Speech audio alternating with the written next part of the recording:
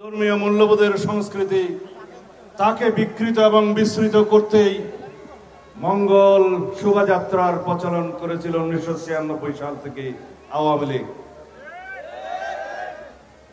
বাংলাদেশ জাতীয়তাবাদী দল সারা বাংলাদেশে আজ একদম আড়ম্বরপূর্ণভাবে উপজেলা পর্যায় থেকে জেলা পর্যায়ে, মহানগর এবং কেন্দ্র পর্যন্ত পয়লা বৈশাখ আমাদের ঐতিহ্যকে ধারণ করে যেভাবে আমরা পালন করছি, একটি মেসেজ জাতির কাছে আমরা দিতে চেয়েছি।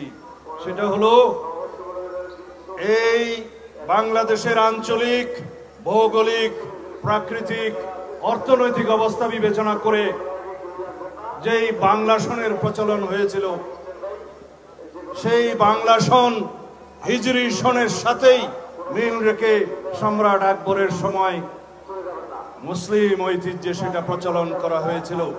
আমি বলতে চাই না এটা একেবারে শুধু মুসলমানদের জন্য অনুসরণীয় কোনো সংস্কৃতি।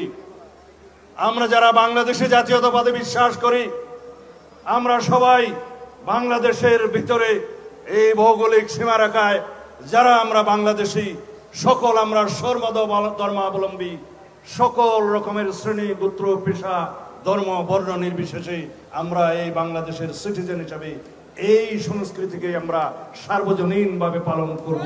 অতীতে যা আমরা পালন করতাম, আমাদের মধ্যে কোনো ভেদাভেদ থাকবে না। যারা মঙ্গল শোভাযাত্রার নামে অতি পৌরাণিক, পৌত্তলিক, জাগতিক বহির্ভূত, অতি জাগতিক সংস্কৃতির চর্চা শুরু করতে চেয়েছিলেন, সেটা জাতি গ্রহণ করেনি। আমাদের এই বৈশাখী শোভাযাত্রা, আনন্দ শোভাযাত্রা, পয়লা বৈশাখের শোভাযাত্রা আমাদের ঐতিহ্যের অংশ, সেটা আমাদের জাগতিক শোভাযাত্রা।